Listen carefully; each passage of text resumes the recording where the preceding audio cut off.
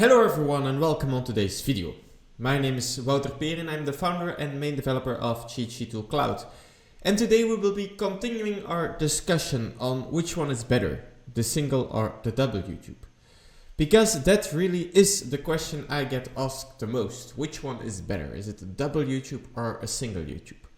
And when I was trying to answer this question in an article, I found out that it is really a rabbit hole full with different nuances, different viewpoints, and just different arguments. And that's why we decided to create a 3-part series on specifically this subject. So last week we talked about the thermal aspects and specifically how the borehole effective thermal resistance varies when you go from a single to a double YouTube, etc. If you have not watched this video, it's linked in the description below. Now, today we will be talking about the hydraulic aspects related to this question, and namely the pressure drop and pump energy. And next week we will be closing this discussion once and for all with also the practical viewpoints, the practical aspects, and we will be talking about some special probes like the separatus, the turbo collector, and the conical Gerotherm vario and flux probes. But let's get started today with the hydraulic aspects. Now, when we're talking about the hydraulic effects, we're talking about the pressure drop. Now, if you have not watched our video on the pressure drop, it's also linked in the description below. But just as a brief summary, you have on the one side local losses. These are the pressure drops you can actually identify, you can look at them. These are the bends, the junctions, the manifolds, etc. These are not so much of importance for today's discussion, but today we will be talking about friction losses, major losses also called. And these are the losses due to the friction between the fluid and the pipe, but also within the fluid itself. And this of course depends on the length of the pipe diameter, and the flow rate. Now, I will not go into any mathematical details in this video, it's linked in the article if you want to explore that further. But there are some important insights, some important relationships for this friction losses that we need to understand before we can dive into this topic any further. And that is that our pressure drop over our pipe, it varies proportionally to the quadratic of the flow rate. So when our flow rate doubles, our pressure drop will quadruples. So it increases very fast. And the second insight you can get is that our pressure drop is inversely proportional to the 5th power of the diameter. Meaning that if our diameter increases just a little bit, our pressure drop decreases significantly. Now, armed with these two insights, let's take a closer look at the hydraulic effects. And we will be talking about 3 different situations. And the first one will be a case when we have the same diameter of pipe, but we have a different numbers, so single or double. Then we will take a side tour and talk about, now imagine we have the same number of pipes, but a different diameter. And then we will revisit our initial question, looking at a single double YouTube, but also with varying diameters. So in the case that we have both the same diameter, in this case both a DM32, we know for sure that our double YouTube will be always better from a hydraulic point than a single YouTube. We will always have, as you can see in the graph, a lower pressure drop than our single equivalent. And the reason for that is simple. We have the same flow rate for every borehole, but in case of a double YouTube, this flow rate gets divided by 2 pipes. So the flow rate, the velocity is half for a double YouTube, so it's double for a single. And this means since our single pipe is double the flow rate as a double pipe, the pressure drop is 4 times as high.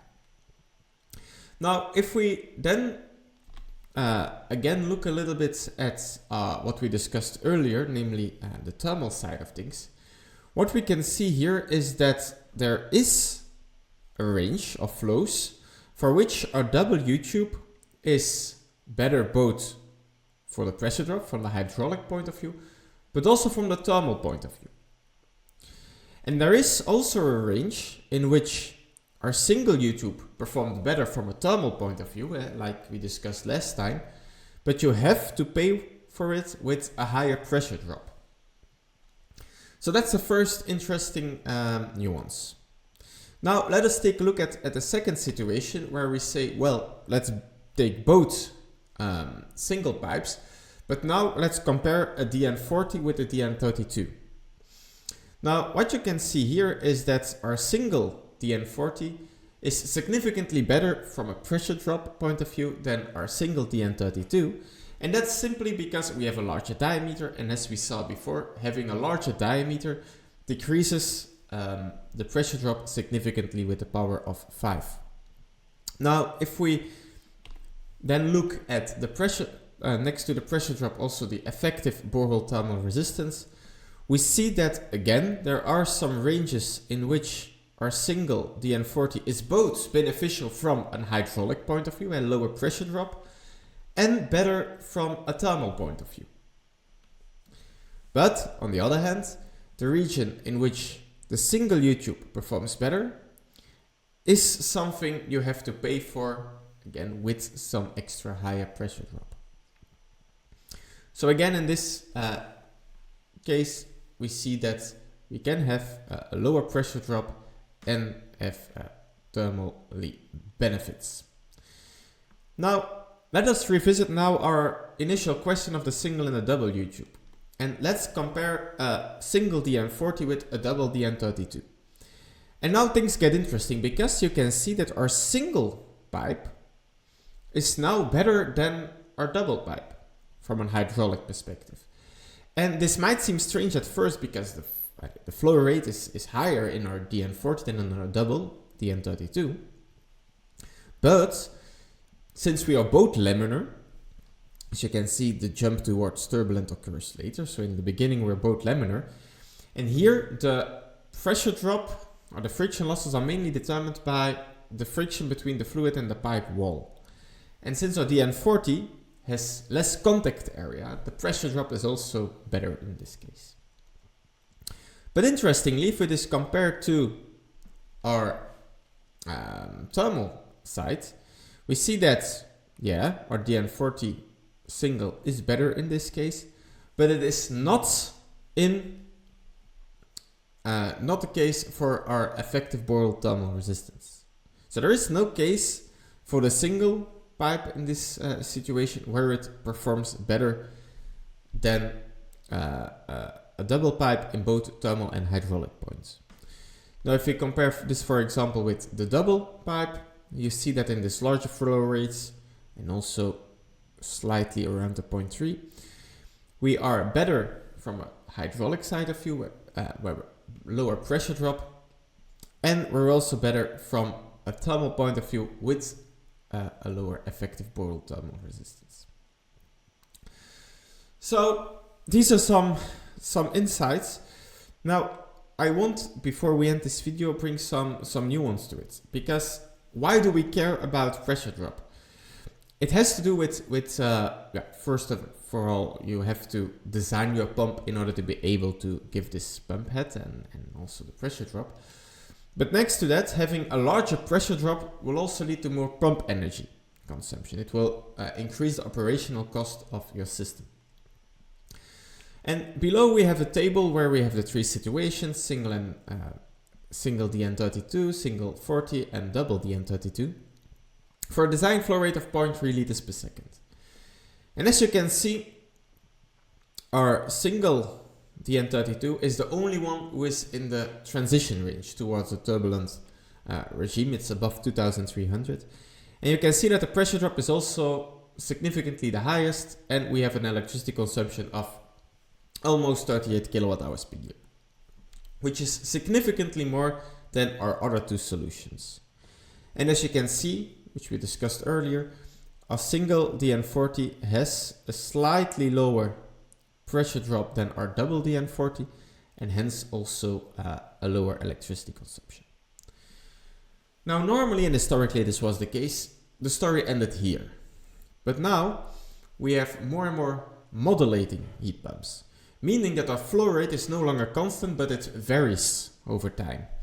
And on average, we typically have around 70% part load, meaning that our flow is not 0.3 liters per second on average, but 0.21 liters per second.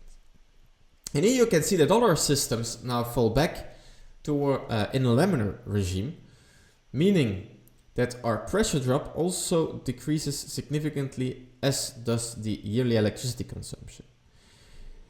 And as you can see, it is lower overall, but it is mostly lower for our single YouTube.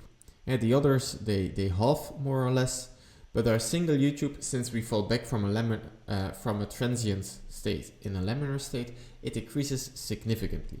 So yeah, you can see our DN32, the single version, it's still worse, but it is already acceptable, I could say. It's higher, but it's not outrageous. And another nuance I want to make is with regards to the borehole thermal resistance. This also varies, of course, with having different flow rates, because you can go in and out of the transient and the laminar phase. But that's a topic for yet another video. So if we want to conclude the subject of today and answer the question, which one is better, is it a double or the single YouTube? Well, if we take a look at it from the hydraulic side, for the same diameter, we know that the double has always the lowest pressure drop. Now, if we have the same number of pipes, both single, both double, but a different diameter, then we know that having a larger diameter will always lead to the lowest pressure drop. But if we have a different diameter and a different number of pipes, it's undetermined. It determines on which flow rate you have in order to be able to determine which one has the lowest pressure drop.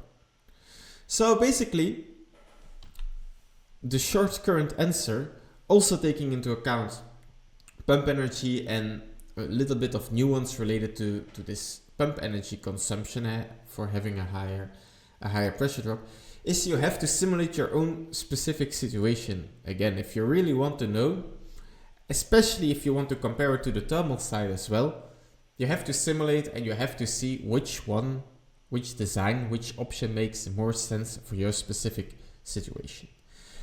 And this is the final message I want to give you in part 2 of this series. Next time we will be hopefully ending this discussion once and for all, when we take also into account the practical aspects, and we'll be talking about some innovations in the geothermal field. So if you think this series is interesting, please consider liking, subscribing, sharing it with your colleagues, sharing this message. And I'm looking forward to continuing our discussion in the next video. Take care. Bye.